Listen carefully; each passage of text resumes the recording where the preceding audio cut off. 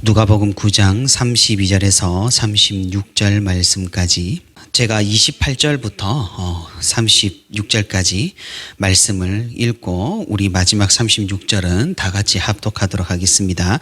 28절입니다.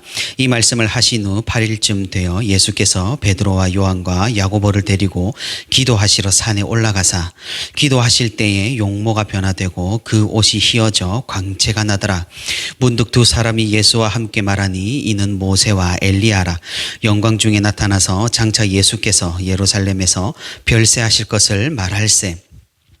베드로와 및 함께 있는 자들이 깊이 졸다가 온전히 깨어나 예수의 영광과 및 함께 선 두 사람을 보더니 두 사람이 떠날 때에 베드로가 예수께 여짜오되 주여 우리가 여기 있는 것이 좋사오니 우리가 조막 셋을 짓되 하나는 주를 위하여 하나는 모세를 위하여 하나는 엘리야를 위하여 하사이다 하되 자기가 하는 말을 자기도 알지 못하더라.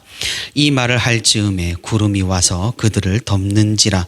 구름 속으로 들어갈 때에 그들이 무서워하더니 구름 속에서 소리가 나서 이르되 이는 나의 아들 곧 택함을 받은 자니 너희는 그의 말을 들으라 하고 우리 같이 합니다. 소리가 그침에 오직 예수만 보이더라. 제자들이 잠잠하여 그 본 것을 무엇이든지 그때에는 아무에게도 이르지 아니하리라. 아멘. 네, 이렇게 주님과 동행하기 위해 새벽 기도에 오신 우리 모든 성도 여러분 진심으로 환영하고 축복합니다.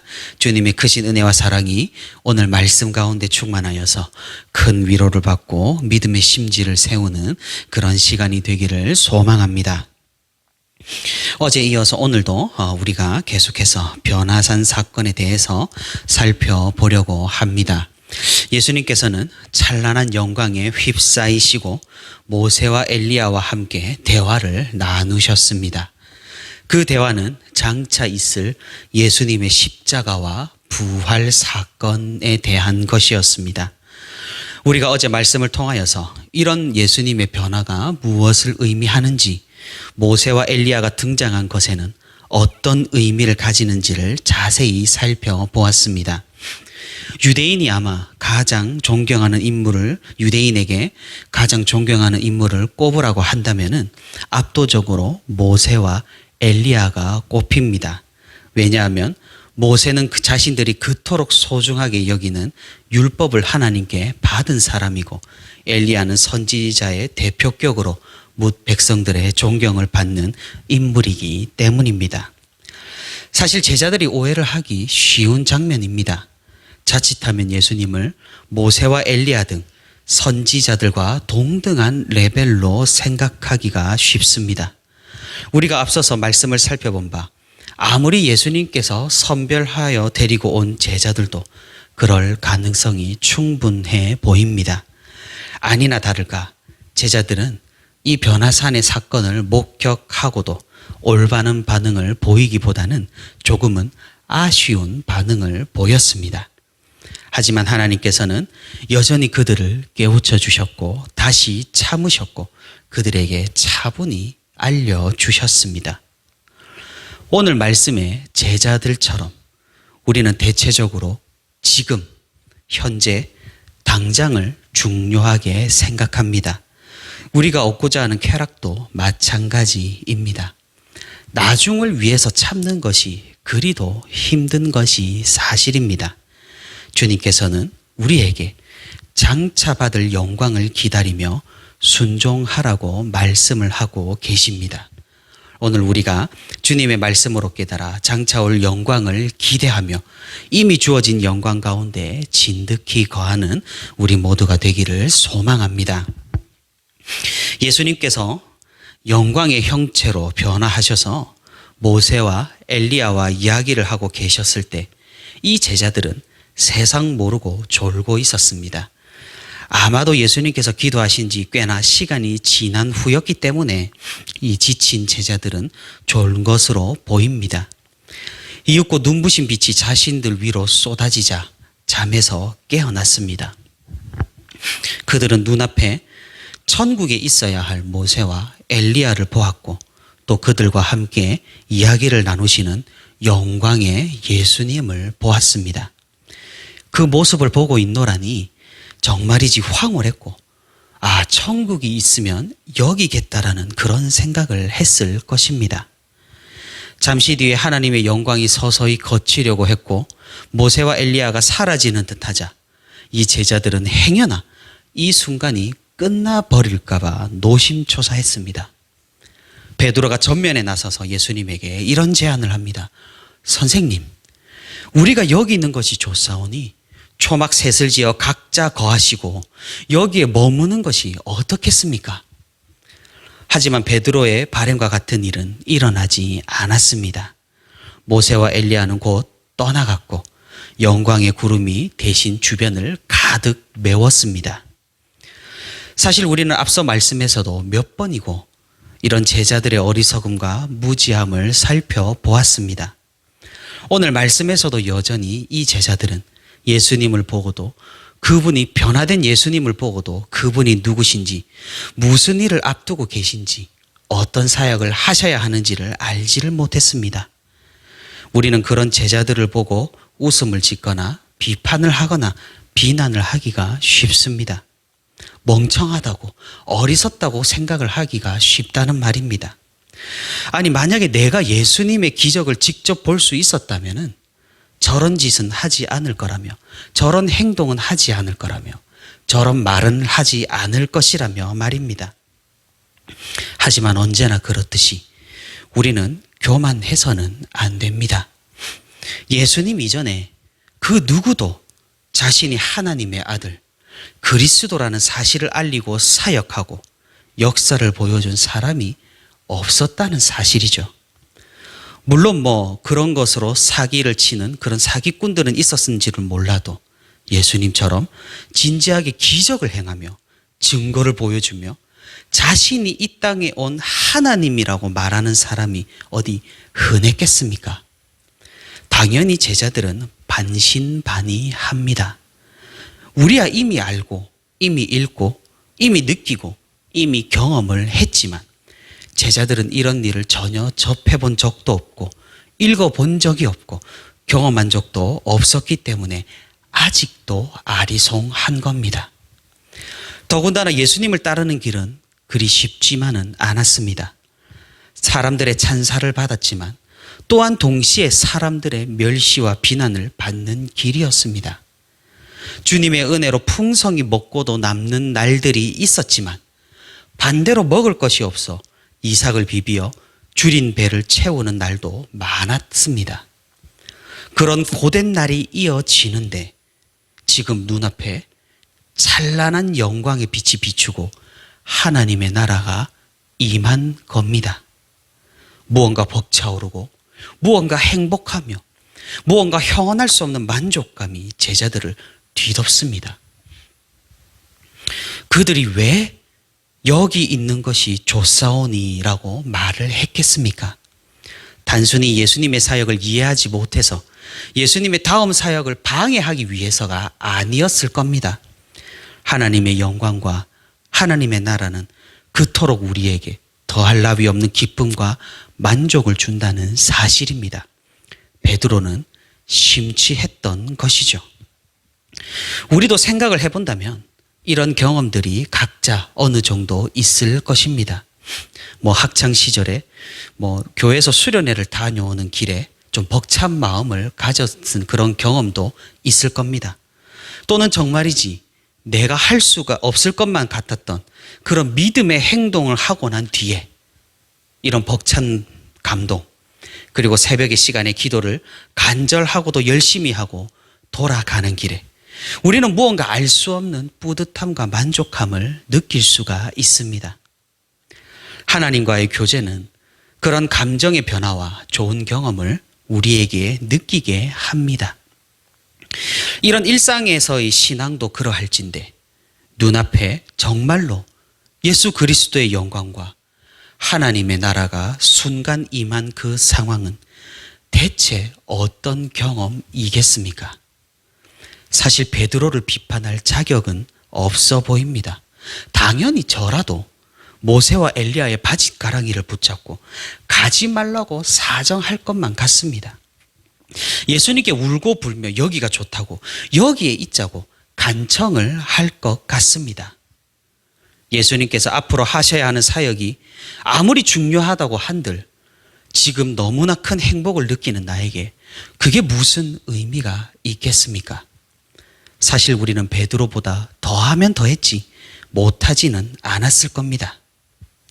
성경은 그래도 베드로를 긍휼히 여기는 듯 보입니다.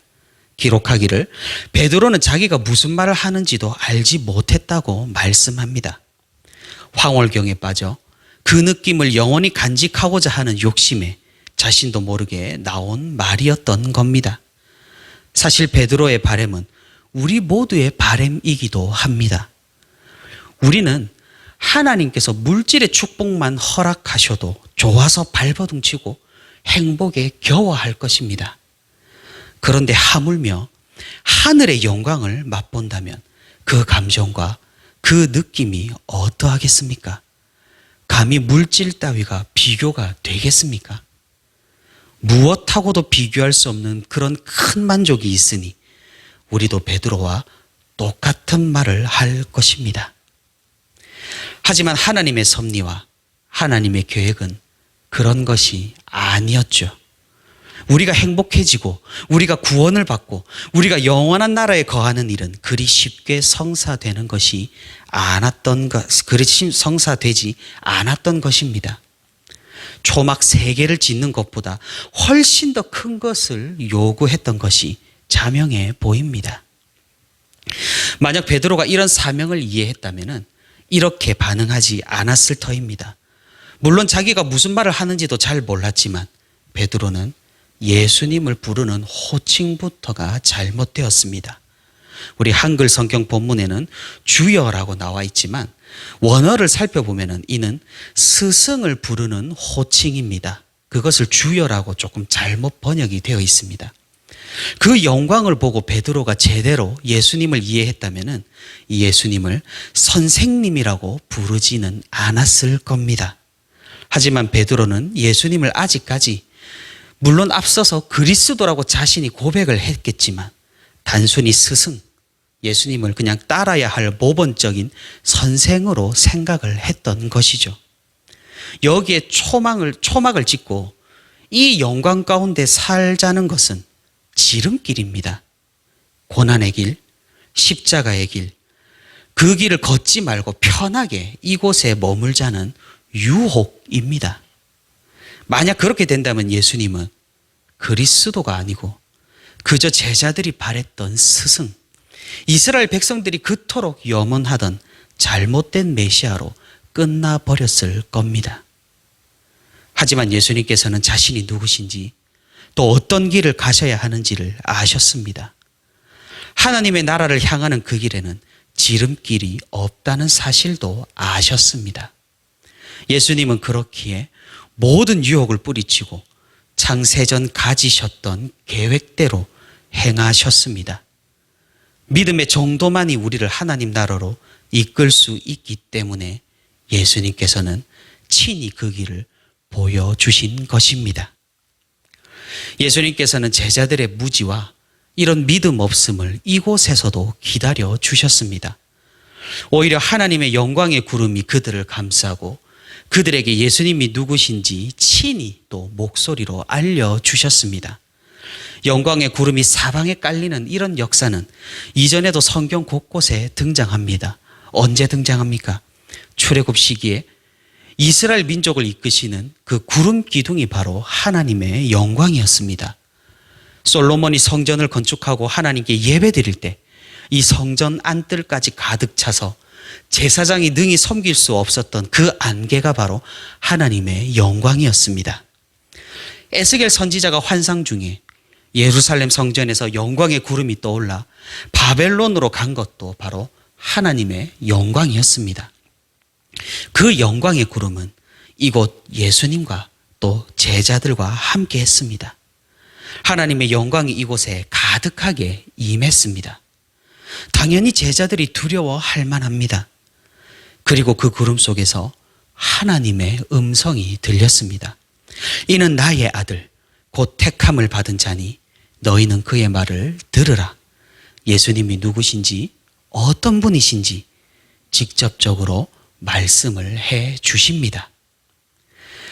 마태복음과 마가복음에서는 예수님께서 제자들에게 오늘 이 본 일을 자신이 부활 때까지 아무에게도 알리지 말라고 명령하셨다고 기록하고 있습니다.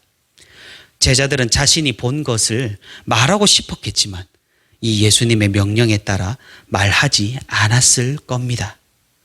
다른 제자들에게 말한다면 필히 그 말은 오해를 불러일으켜 예수님의 사역을 이해하기도 전에 제자들이 잘못될 수도 있기 때문일 겁니다. 베드로와 요한, 야고보는 예수님의 부활을 목격하고 나서야 다른 제자들에게 이날 있었던 자신들이 보았던 것을 이야기했을 것입니다. 제자들은 그제서야 모든 것을 이해했습니다. 십자가의 죽음은 실패가 아니었음을 말입니다. 이미 예언되고 계획된 하나님의 섭리요, 하나님의 역사였음을 말입니다. 그리고 이때 본 영광의 광채를 바라시는 이 변화된 예수님이 부활의 예수님을 미리 본 것이었음을 말입니다.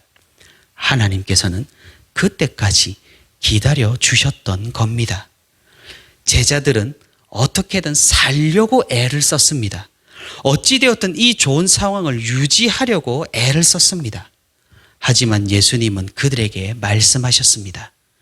오직 십자가로 죽는 길이 바로 사는 길이라고 말입니다. 제자들은 당장은 이 말을 이해하지 못했지만 예수님의 부활을 목격하고 이 변화산의 사건을 기억하고 나자 주님께서 가신 영광의 길이 어떤 길인지 알 수 있었던 것입니다. 그 제자들은 예수님이 가신 길을 뒤따라 걸어갔습니다. 주님께서 달리신 십자가에 그들도 달렸습니다. 주님의 기다리심, 주님의 긍휼하심, 주님의 넓은 마음으로 제자들은 성숙해지고 변화될 수 있었고 다른 것이 아니라 하나님의 나라를 위해 살 수 있게 된 것입니다. 오늘날 우리도 마찬가지입니다. 우리는 성격이 급합니다. 5살, 6살 아이들에게 이런 실험을 했다고 합니다. 맛있는 과자를 아이들 앞에 두고 10분 동안 과자를 먹지 않고 참으면 10분 뒤에 2개를 주겠다고 했답니다. 아이들은 어떻게 반응하고 행동을 했을까요? 대부분의 아이들은 이 10분을 참지 못하고 금방 과자를 먹어버렸습니다. 하지만 소수의 아이들은 자신의 욕구를 참아내고 이 10분을 견뎌서 2배의 과자를 얻어내었다고 합니다.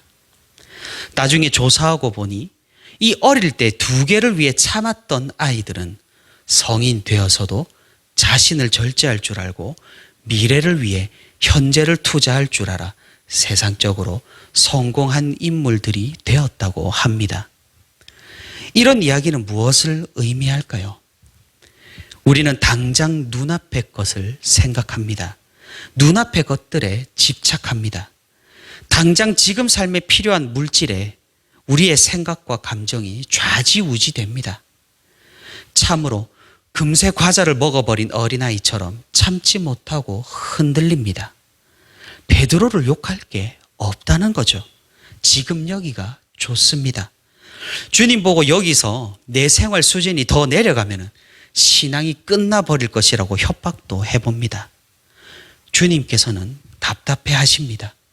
이 고비를 넘기면 하늘의 영광이 있는데, 이 언덕을 오르면 하늘의 축복이 있는데, 그저 땅에서 아등바등 기고 있는 모습을 안쓰러워 하십니다. 똥밭에 굴러도 이승이 좋다라는 우리 말이 있죠. 참으로 그렇습니까? 아니요, 그렇지 않습니다. 우리는 이곳이 목적지가 아닙니다. 우리에게 이곳이 목표가 아닙니다. 우리의 갈 곳은 주님이 계신 곳입니다. 주님께서 걸어가신 그 길입니다. 그 길은 좁고 불편하고 힘들고 비난받고 십자가에 달리는 길일지도 모릅니다. 하지만 우리는 견딜 수 있습니다. 우리는 여기가 최선이 아님을, 여기가 최고가 아님을, 여기가 그리 좋지 않음을 알고 있기 때문입니다. 주님이 스스로 가신 그 고난의 길을 우리는 걸어갈 수가 있습니다. 우리는 그 길 끝에 진정한 생명이 있다는 사실을 알기 때문입니다. 말씀을 맺도록 하겠습니다. 사랑하는 성도 여러분, 우리 함께 공동체로서 한 분 하나님을 섬기는 거룩한 신자로서 여기가 좋고 여기가 만족스럽고 여기가 행복하다는 이 유혹을 떨쳐낼 수 있기를 소망합니다.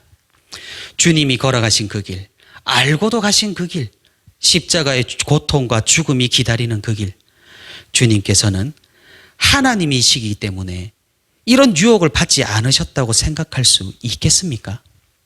그렇지 않습니다. 주님께서는 하나님이시지만 동시에 완전한 사람이셨습니다. 하나님께서는 우리를 위해 이런 육신의 유혹을 받았습니다. 그 자체가 얼마나 큰 치욕이었겠습니까?